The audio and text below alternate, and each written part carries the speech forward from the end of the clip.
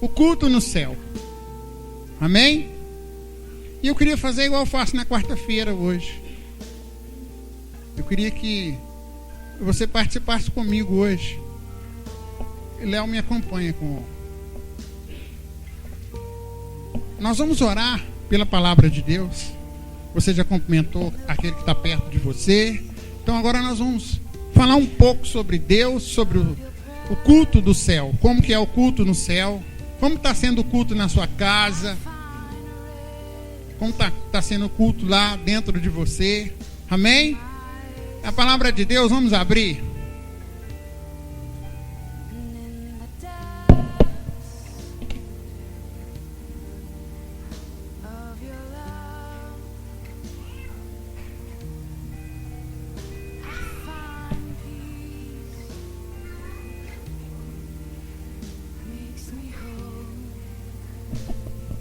Lucas 2, 22. É um dia especial hoje, tá?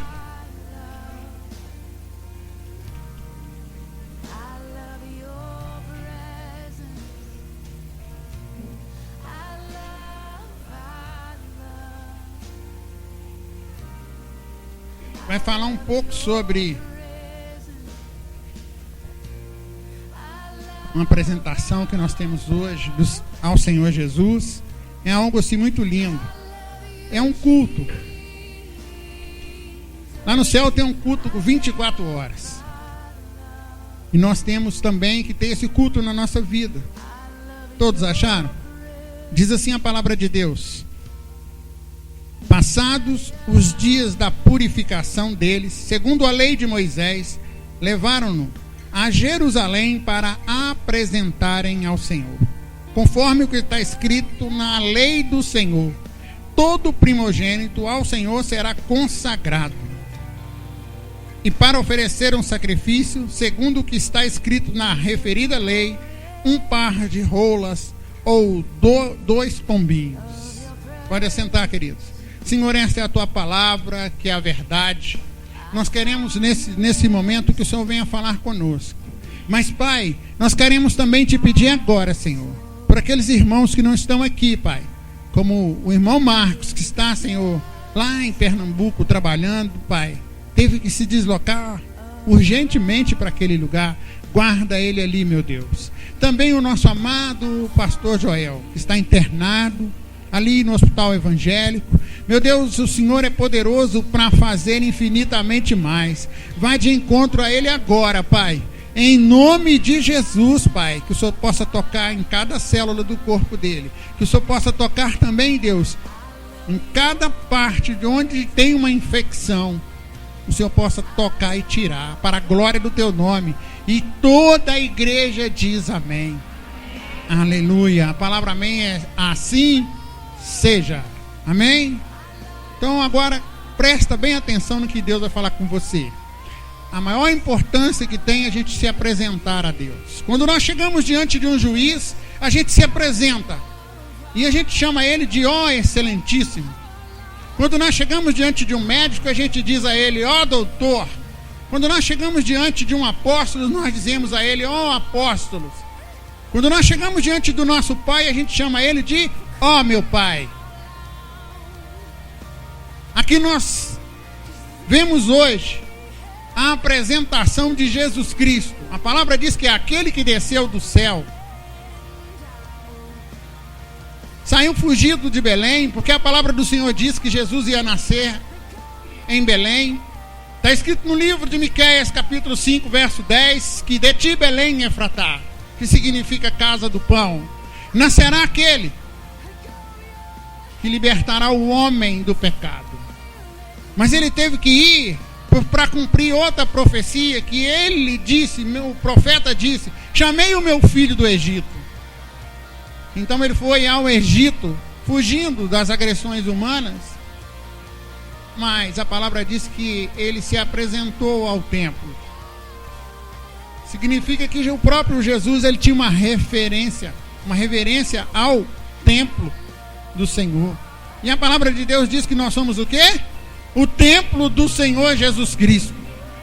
Então, por onde você for, você tem que estar ciente que dentro de você habita um Deus poderoso, um Deus tão majestoso, capaz de fazer coisas impossíveis. E aqui nós vimos que o pai e a mãe dele obedecendo a lei de Moisés, que é o Pentateuco, foi até aquele lugar onde se sacrificava. Como eles eram humildes, eles levaram pombinhas para se oferecer. E dentro da pombinha, o sacerdote, quando abria aquele animal e tirava todas as suas penas, e quando ele abria, ele tirava de dentro daquele animalzinho uma coisa chamada moela. A moela serve para digerir o alimento. Significa que nós temos que pegar a palavra de Deus e digerir ela dentro de nós. Então aqui nós vimos o que Deus quer conosco hoje. Alguém já apresentou um filho a Deus? Sabe da tamanha responsabilidade que é? Pois hoje você vai ficar sabendo. Assim como eu disse, Provérbios 22:6 diz: ensina o caminho à criança em que ela deve andar. Por que nós apenas apresentamos? Nós não batizamos as crianças.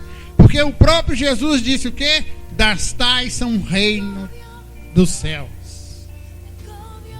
E aprendemos aqui com Jesus qual que é o culto que tem no céu. Vamos ver qual é o culto? Vamos entender as 3 cruzes do Calvário. Ali no Calvário, queridos, tinha 3 cruzes. Quando Jesus foi levado ao Calvário, tinha 3 cruzes. Vamos ver em quais dessas cruzes nós nos enquadramos. A primeira cruz, a palavra diz que ali, depois de ter sido julgado injustamente e condenado, a palavra diz que lá em 1 Pedro, vamos abrir 1 Pedro, para a gente poder ter um entendimento.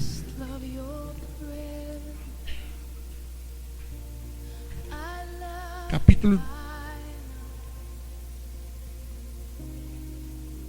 3:18. Diz assim a palavra de Deus. Todos acharam?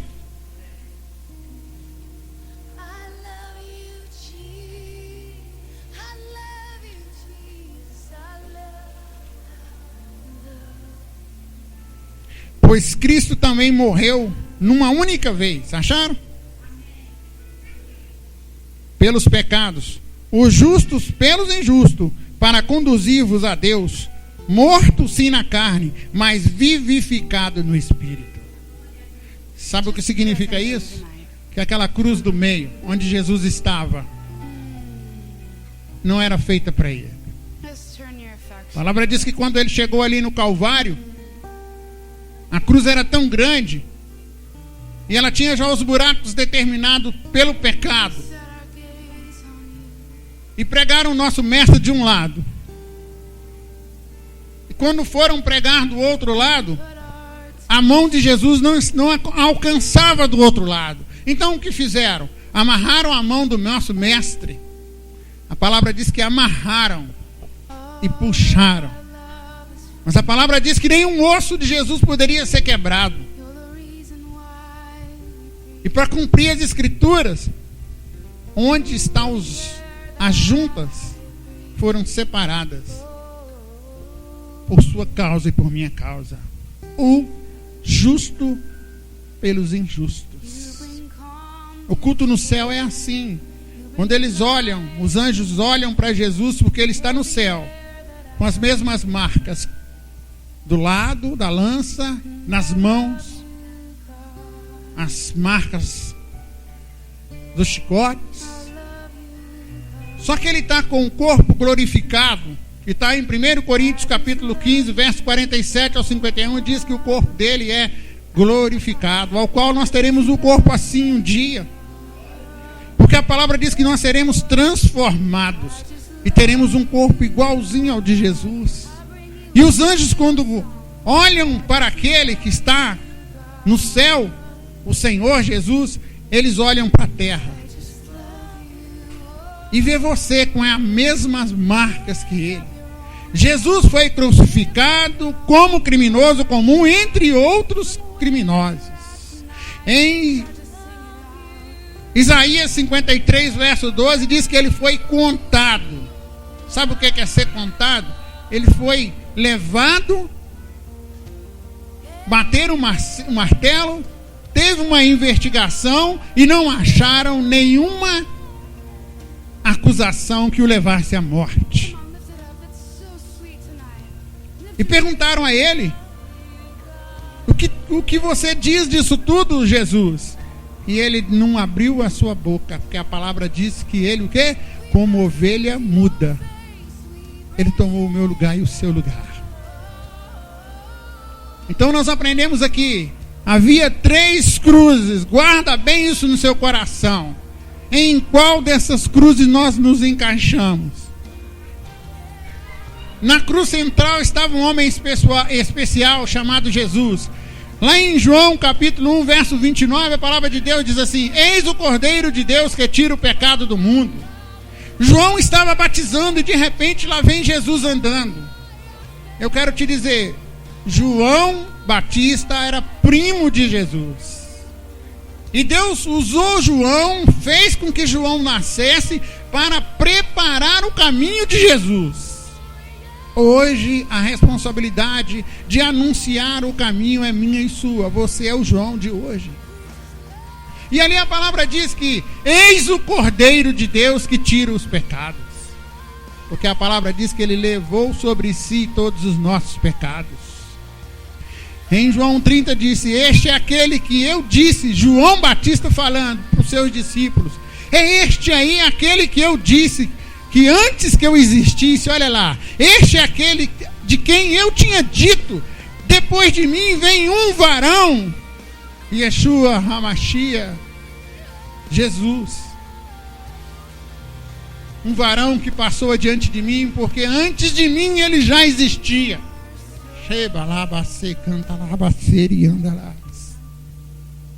Antes que você nascesse ele já existia. Antes que você pensasse, ele sabia que você estaria aqui hoje ouvindo essa mensagem sobre o culto no céu.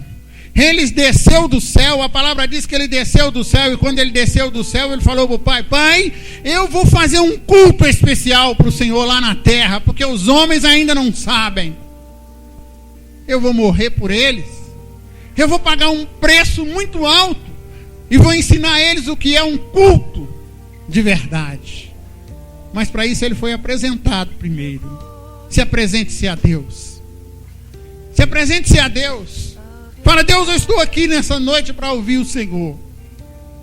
A cruz central, nós vamos chamar de redenção, a qual estava o Senhor Jesus Cristo. Que a palavra de Deus diz que ele, mesmo sendo Deus, não usurpou ser igual a Deus. Então nós vamos, a palavra diz que ele levou sobre si. Então vamos dizer agora e afirmar que é a cruz da redenção. Porque através dele ele disse que ele é a porta, que ele é o caminho, que ele é a verdade e a vida, e que ninguém iria ao Pai. Então ele é a redenção, ele é o pagamento. Redenção significa é o preço que tinha que pagar. A cruz da direita é a cruz da aceitação. E na cruz central, na cruz da esquerda, nós vamos chamar de cruz da rejeição. Cruz da aceitação é aquele a qual aquele homem pediu para que Jesus, ele disse para Jesus: Jesus, quando o Senhor estiver no seu reino, lembra-te de mim. E o outro zombou de Jesus e disse o quê? Se tu és o Filho de Deus, então tira a gente daqui desse sofrimento. Aqui nós aprendemos o quê? Olha, na cruz central, Jesus Cristo morria pelo pecado, porque a palavra diz que ele se fez pecado, mas ele não era o pecado. E lá na cruz, lá em João capítulo 19, a palavra de Deus diz que quando Deus olhou naquele momento ali da crucificação, Deus virou as costas, e aí ele não chamou mais Deus de Pai, ele chamou Deus de Deus, e ele falou: Elohim, Elohim, lama sabachthani. Porque o Senhor está me abandonando?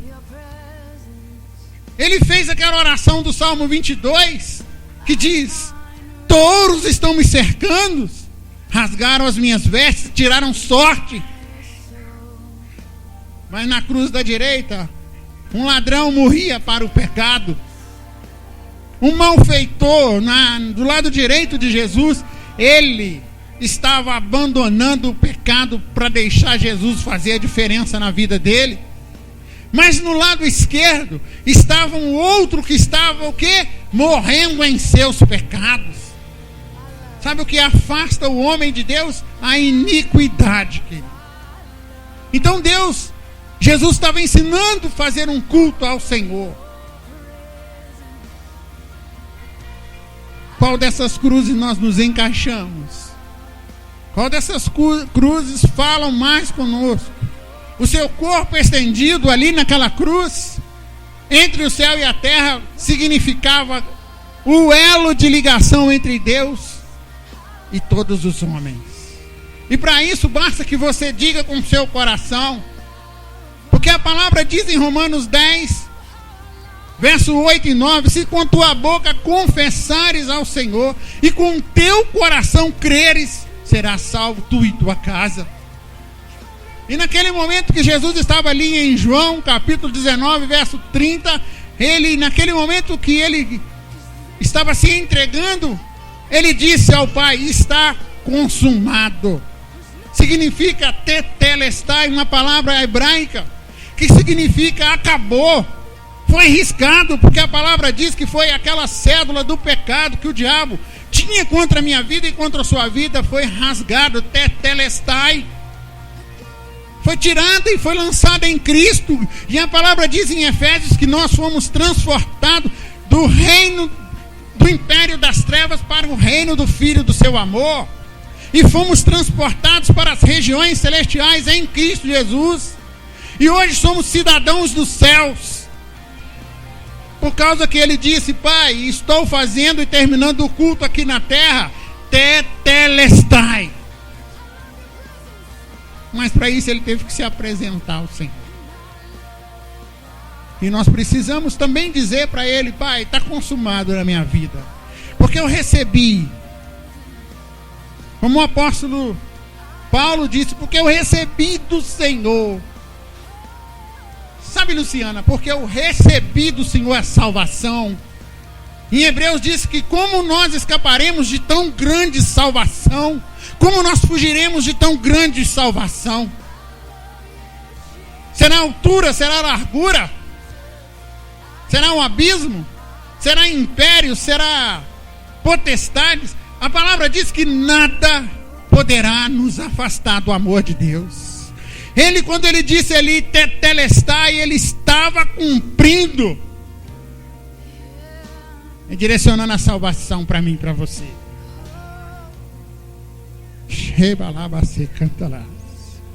Certo dia eu estava falando com Deus e eu estava em dúvidas sobre a salvação de alguém. Então Deus me levou em espírito. Eu posso dizer, como Paulo, não sei se no corpo ou fora do corpo, algumas pessoas sabem que estavam presentes. E ele me levou a um lugar maravilhoso. E naquele lugar eu pude ver uma mão com os dedos pequenos. E tinha as marcas. Já não era mais aquelas mãos que eu estava acostumado a ver, que eu ia atrás, muitas das vezes nós fomos atrás nas madrugadas, mas eram as mãos com os dedos pequenos, com as unhas bem feitas. E ele disse, até o dia que eu te mandar, nunca falarás isso. A salvação, querido, não depende de mim e de você. A salvação vem dele, porque é de graça. E a palavra diz que a adoração começa no céu. E de repente estava João numa ilha chamada Pátmos. E naquele lugar ali que ele estava, queridos, ele estava com 107 anos. Ele era o último dos apóstolos. E quando a gente olha para muitas das vezes as nossas vidas, a gente fala, estou cansado, estou ficando velho. E de repente ele estava numa ilha preso por causa do evangelho. E de repente Deus o pegou. E a palavra diz que quando Deus fez um convite para ele, Deus falou, João não tinha mais nenhum dos outros apóstolos, porque todos já tinham morrido. Mas aí Deus falou com João a mesma coisa que ele falou para Moisés. Moisés, sobe aqui. João, sobe aqui no céu. Eu tenho orado para que Deus te chame e fale com você. Sobe aqui no céu para você ter uma experiência. Ali a palavra diz: logo que tomou o livro, Apocalipse capítulo 5, verso 8, os 4 seres viventes e os 24 anciãos se prostraram. João chegou e viu o culto, mas ele não chegou atrasado para o culto. A palavra diz que quando ele chegou, ele viu todos se prostrando diante daquele que é, daquele que era, daquele que há de vir. Havia alguém sentado no trono, chamado Deus Todo-Poderoso, que em Efésios 3:20 diz que ele é poderoso para fazer infinitamente na minha vida e na sua vida. A palavra diz que os 24 anciãos se prostraram. Você sabe o que é se prostrar? Deitar na presença do Senhor. Se prostrar. Ficar rendido àquele que é o Rei dos Reis, soberano, soberano. Porque os seus olhos são como chama de fogo. Seus cabelos são brancos como a neve. Aquele menino cresceu e hoje está no céu. Se prostraram diante do Cordeiro, tendo aparência de sacrifício. Cordeiro é aparência de sacrifício. Prostraram. Eu imagino eles dizerem: lá vem o Cordeiro que venceu, que é digno. Ali a palavra diz que tendo cada um na mão uma harpa. O que é uma harpa? É um instrumento de cordas. E tocaram para aquele que é digno de honra, de glória, de todo louvor.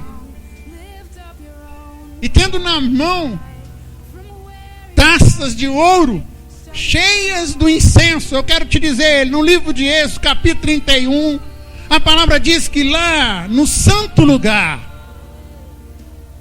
tem um altar do incenso de frente para o santíssimo lugar. Para se chegar na presença de Deus, além do louvor que é fruto dos nossos lábios, nós precisamos das nossas orações, que é um incenso, aroma agradável ao Senhor. E João ficou prestando atenção naquilo tudo. E em Hebreus capítulo 1, verso 6, está escrito assim: e todos os anjos de Deus o adorem. E nós aqui na terra, a palavra fala para a gente adorar. Entoavam um cântico, um novo cântico. Um novo cântico, Grace. Um cântico que sai de dentro do Espírito. Então ele relata, ali o apóstolo começa a relatar o que ele vê lá naquele céu. Ali ele fala: eu vi e ouvi uma voz de muitos e muitos anjos ao redor do trono, dos seres viventes e dos anciãos, cujo número era de milhões, de milhões, de milhares e de milhares. Imagina quantos anjos tem no céu. Multiplica milhões e milhões e milhões e milhões por milhares. É o que estava adorando o Cordeiro, que é digno de honra, de glória e de adoração. Chega lá, bacia, canta lá. Um cordeiro, querido, eu quero dizer que ele não foi abatido pela morte, mas ele triunfou sobre a morte, por minha causa e por sua causa. E lá no céu, ele recebe toda adoração, porque ele é digno de honra, de glória, de todo louvor. Mas o João estava ali, participando daquela adoração. E a palavra diz que ele